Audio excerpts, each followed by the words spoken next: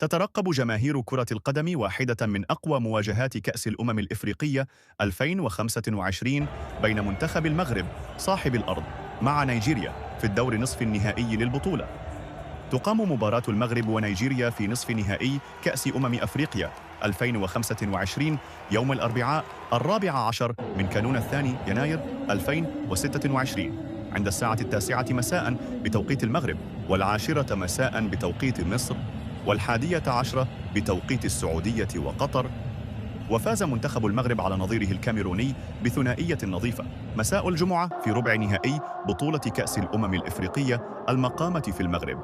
وعلى الجانب الآخر، تأهل منتخب نيجيريا إلى دور قبل النهائي من بطولة كأس إفريقيا بالفوز على الجزائر 2-0. تمتلك شبكة قنوات بي إن سبورتس القطرية حقوق بث مباريات كأس أفريقيا 2025